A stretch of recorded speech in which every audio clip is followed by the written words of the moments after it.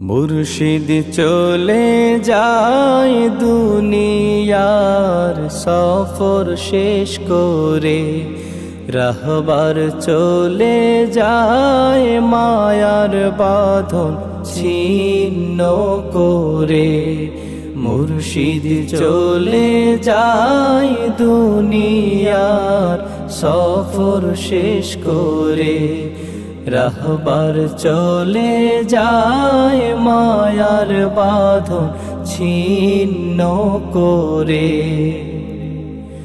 মালিককে খুশি করে সফল জীবন গড়ে, মালিককে খুশি করে সফল জীবন গড়ে। ওই চলেছে আপন ঘরে।